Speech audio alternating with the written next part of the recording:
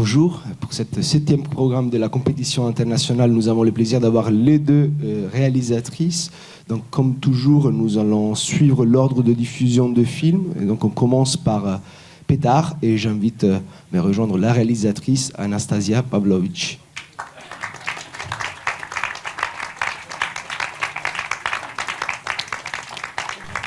Bienvenue. Bonjour. Alors, comme toujours, pour démarrer les débats, je poserai 2 ou 3 questions. N'hésitez pas à lever vos mains si vous souhaitez intervenir. Et je vous laisserai tout de suite la parole. Donc, une première question concerne justement la nature du film. Alors, le film a été réalisé dans le cadre d'un master réalisation de l'UET Corse, en collaboration avec le GREC. Ouais, voilà. Il propose un portrait de votre cousin, Pétard. Ouais. Et il y a une double dimension dans le film. Il y a une double dimension, c'est-à-dire d'un côté la dimension de rapport entre Pétard et sa mère, qui est très fort dans le film évidemment, mais il y a aussi la dimension de l'autoportrait, de toutes les images que Pétard filme tout seul et qui nourrit aussi ces portraits-là. Et donc je voulais savoir si dès le départ du projet, il y avait déjà en tête cette double dimension, où par exemple la partie de l'autoportrait est venue nourrir en fait l'écriture du film. Comment dire, en tout cas l'idée de lui envoyer une caméra, ça c'était un peu déjà planifié. Parce qu'en fait moi je pouvais pas aller à Munich le filmer et après je me suis dit en fait tu peux carrément lui envoyer une caméra et puis c'est bien, ça ajoute quelque chose. Et en fait la première image que j'ai eue de lui dans le film, en fait c'est l'image où il fume un joint avec son pote, il parle en anglais et il rappe, et en fait c'est un rush qui dure 40 minutes et il oublie la caméra et en fait c'est trop marrant parce que c'est la première image que j'ai vue de lui. Après 4 ans, on ne s'est pas vu. Donc c'était assez fou et je me suis dit, on dirait un film. Parce qu'il a vraiment composé, en fait, il n'a pas composé le plan en faisant exprès, mais il y avait une mise en scène avec le pot de DSP en plein milieu, le petit miroir avec son crâne comme ça. Et puis le mec avec sa capuche, son pote qu'on voit s'entrevoir, la lumière, tout ça. Enfin bon, bref, c'était assez rigolo. Et oui, après, lui, il a participé à l'écriture, mais en fait, c'est des choses qui se sont faites sur le tournage, parce qu'avec le carnet, tout ça, et en fait, Pétard, c'est un grand poète, voilà. Du coup, oui, en fait, il y a un moment où j'ouvre la narration et au final, il participe à ça aussi parce que j'avais envie qu'on se plonge un peu dans ses souvenirs, dans sa vie, parce que au final, lui comme moi, je pense qu'on est des gens assez nostalgiques et le film aussi s'ouvre sur la nostalgie, je crois, Bon, là, je sais pas, je pars dans l'analyse de mon film, en vrai, c'est pas du tout ce que je voulais faire. Mais du coup, oui, en tout cas, il y a un truc... Enfin bon, voilà. C'est très bien. Et bien sûr, c'est un film très intime, à plein d'endroits, par rapport à votre rapport avec Pétard et sa mère, le rapport entre Pétard et sa mère. Mais je trouve que le film est très juste, très rigoureux et très sensible, voilà, par rapport à la mise en scène de ces moments d'intimité et d'échange. Et je voulais savoir comment donc vous avez créé une ambiance, voilà, cette ambiance pour que Pétard et sa mère, puissent se sentir totalement à l'aise avec une caméra. Alors, en fait, je pense que c'est lié au fait que moi, mon équipe, c'est vraiment ma famille aussi. Déjà, je veux pas dire, mais merci bien sûr aux intervenants, au master, à mon équipe, à ma famille. Enfin, c'est hyper important parce que Pauline, ma monteuse, qui est là. Et il n'y a pas tout le monde qui est là, mais il y a Anne aussi du grec. Bref, je m'éparpille. Et du coup, ouais, en fait, mon équipe, c'était que des jeunes. Et en fait, c'était majoritairement des mecs, quand même, dans la troupe. Bon, Pauline, elle était en montage, on va dire. Mais du coup, en fait, quand ma tante, elle est arrivée, pour elle, elle les a un peu adoptés, quoi. C'était les ados. Donc, on avait un grand appart. Et mon chef Hop et lui, et le chef Elec, il dormait à côté. Et l'ingé son, il était corse. Donc, en fait, voilà. Et surtout, en fait, il parlait pas la langue. Donc, mine de rien, mine de crayon... ça se dit plus trop, mais en fait ça aide beaucoup parce qu'en fait comme ils comprenaient pas la langue, il y a un truc naturel en fait c'était vraiment une réunion familiale et en fait je forçais rien du tout, j'étais juste en mode bon, bien sûr que moi j'avais un peu déjà une idée de construction, en tout cas de vers quoi j'avais envie de les amener, je pense intuitivement, mais en tout cas il n'y avait pas du tout de forçage ou vas-y maintenant raconte-moi de ta vie et ton passé sombre de dealer, non c'était pas trop ça quoi.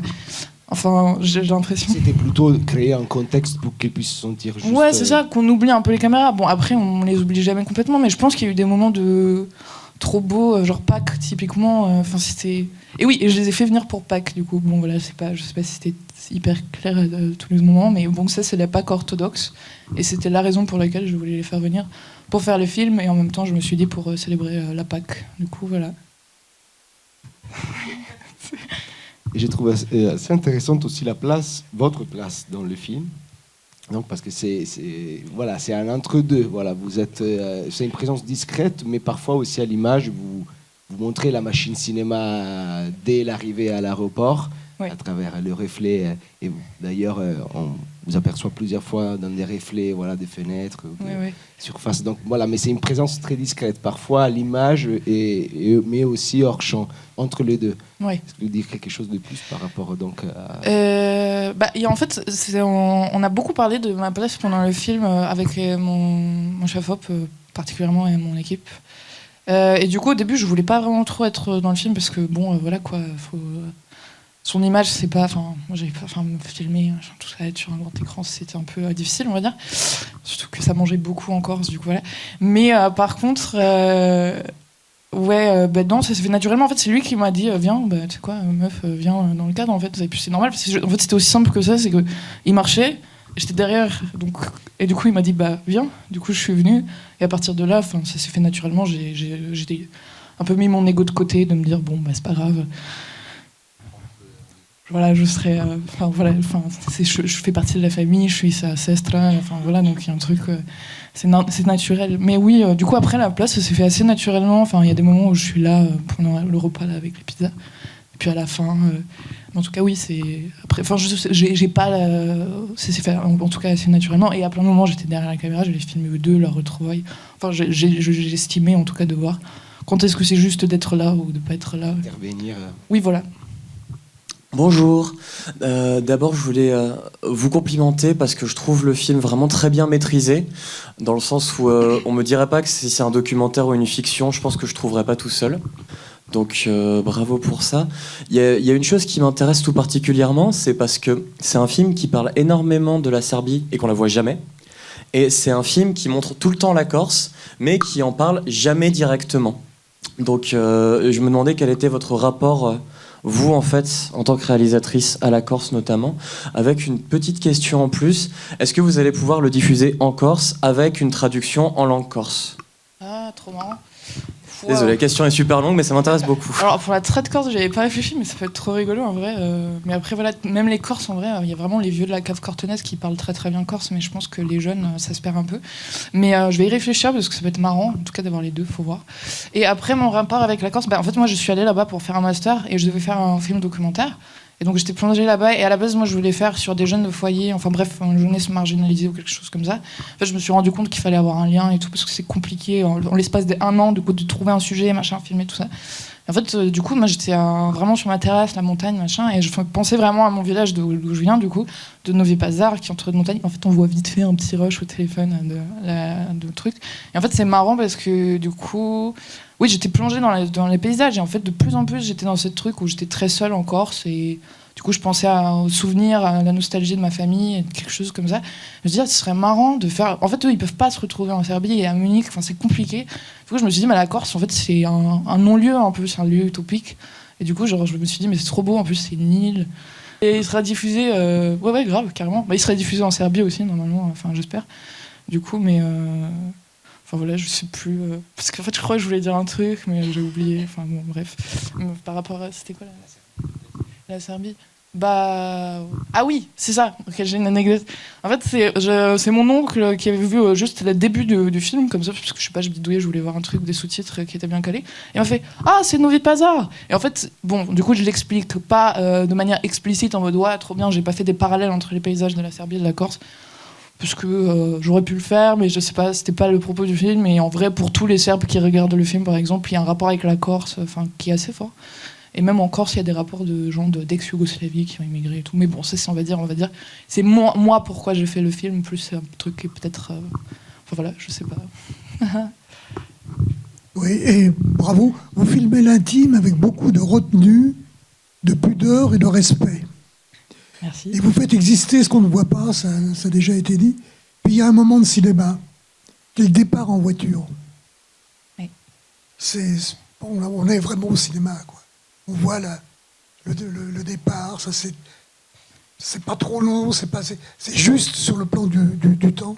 Et là, c'est intéressant. Merci beaucoup. Et justement, moi je m'interrogeais dans les films, bien sûr, il y a le moment de Pâques, tu évoquais, qui est le climax émotionnel du film. Je me suis interrogé, par exemple, est-ce que dans le montage, par exemple, il y a des choses qui sont restées hors champ? Vous avez décidé d'écarter, de ne pas mettre pour une forme aussi de respect, de pudeur. Est-ce qu'il y a eu des choix d'autres moments d'intimité, par exemple, ou des moments qui étaient trop intimes et que vous avez décidé finalement de ne pas inclure dans le film? En vrai, il y a Pauline, ma super menteuse, qui est là. Et voilà. En vrai, on avait 20 heures de rush, hein, Paul Po, hein, tu te souviens? Moi, j'ai l'impression que c'était plutôt... on n'était pas tout de suite à l'aise avec l'idée d'étaler son passé avec la drogue, de le montrer dès le début du film avec cette espèce de bloc de bœuf là. Et c'était plutôt la question de... On a ramené des choses qui n'existaient pas au départ. La Serbie et son exil, et sa vie à Munich, en fait, c'était... Je pense qu'au départ, c'était les retrouvailles avec la mère qu'on voulait construire en Corse. Et finalement, on comprenait beaucoup de choses en comprenant qu'il vivait seul à Munich, en comprenant son rapport et sa nostalgie à la Serbie et comment il la vit de loin à travers son téléphone et le lien avec les amis qui sont loin. Du coup, je pense que c'était construire moi, j'ai l'impression cette solitude-là. On la sent plus là que quand il arrive en Corse et qu'on crée des retrouvailles, mais il y avait quelque part quand même un hors-champ qui manquait pour comprendre l'ampleur de ces retrouvailles. Ouais. Moi, j'ai l'impression que c'est ça qu'on a cherché. Ouais, qui a mis du temps à se mettre en place. En fait, je pense que dès le début, on avait d'abord une version qui faisait 1h20, mais en tout cas, c'était une version, mais en tout cas un annonce. Il y avait déjà le film, en tout cas, trouver le début. Le début, c'est le plus compliqué, à vraiment trouver, savoir comment le truc de la voix off, des paysages. En fait, ça se fait vraiment naturellement à la 6e semaine de montage, après une pause. En fait, parce qu'à un moment, c'était quand même assez intense. Mais intense dans le sens cadre de genre. C'était aussi très intéressant de travailler avec Pauline, ma menteuse, parce qu'elle est française, donc elle comprend pas un mot de serbe. Donc pour les sous-titrages, vous pouvez imaginer que c'était très rigolo pour moi et pour elle aussi. Mais en tout cas, du coup, t'as un regard qui est complètement neuf parce qu'elle est vachement dans l'émotion, dans des choses comme ça, beaucoup plus subtiles. Et au final, c'est un travail très très complémentaire. Enfin, j'ai trouvé. La difficulté, moi je trouve, il y a personne qui avait posé la question sur la Serbie. Les images du téléphone, peut-être vous avez compris, vous autres, c'est les images de la Serbie et des souvenirs de Petar et de sa vie d'antan là-bas. Et ça, c'est arrivé, je crois, les 3 derniers jours de montage. Ouais. Et c'était un 3e lieu qu'il fallait faire exister.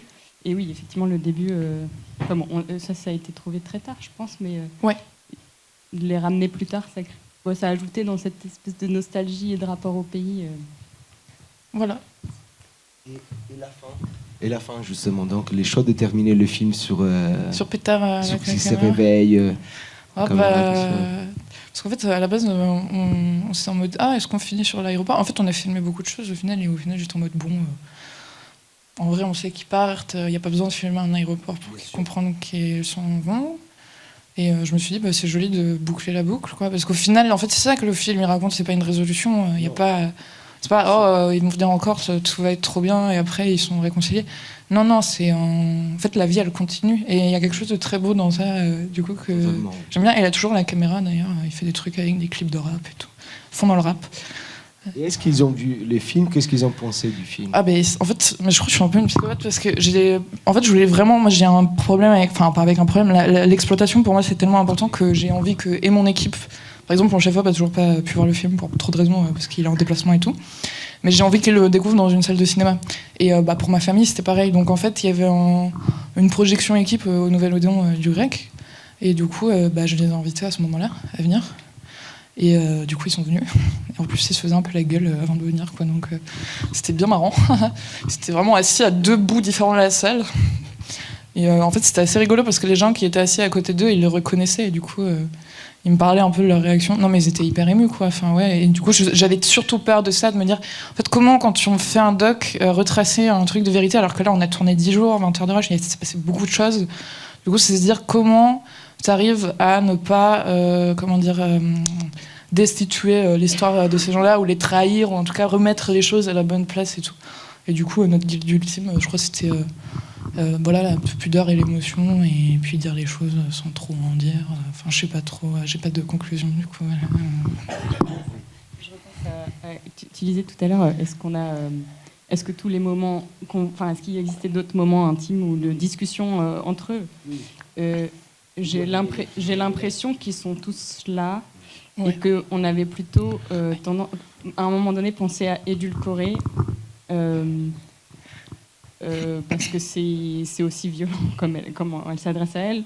Est-ce qu'on parle du rapport à la drogue? Est-ce que c'était important dans le film pour comprendre le personnage? Et finalement, il manquait de l'attention. S'il n'y avait pas ça, ça n'avait plus de valeur, en fait. Ouais, c'est ça. Mais en fait, le but, c'est que vraiment, un des moteurs aussi, c'était en tout cas de. Enfin, il y avait un truc très stigmatisant, en tout cas, je vivais un truc, en tout cas, de ma génération, de quelques personnes que j'ai rencontrées, en tout cas, de clivage énorme, etc., parce que je viens pas de ce milieu, du coup, du rapport à la délinquance qui est très stigmatisé à plein d'endroits, et que généralement, les gens résument, enfin, pas généralement, non, il y a eu des cas, on va dire, de stigmatisation, et de voilà, un délinquant est une merde, point barre, ou je sais pas quoi, et du coup, j'étais en mode, moi, Pétard, je le connais bien et tout, et en vrai, c'est un être humain, et il a fait de la merde, et genre, je suis pas du tout en train de faire l'apologie de la drogue ou quoi que ce soit. Enfin, il a fait des trucs qui sont effectivement pénalement répréhensibles, mais moi, je suis pas la justice, je suis sa sœur, sa cousine, enfin voilà, et du coup, je voulais juste le montrer en tant qu'un être humain qui a des fragilités, et enfin, il n'y a pas d'explication de pourquoi ça arrive, c'est juste, voilà, on est des êtres humains, et je pense que les humains sont ultra nuancés, et ça, c'est une des choses, en tout cas, qui me passionne le plus, et dans le cinéma particulièrement, pouvoir montrer des personnages très nuancés, et pas aller dans la caricature de quelque chose ou d'étiquette, quoi, parce que voilà. Donc voilà, je sais pas. Merci beaucoup, Anastasia.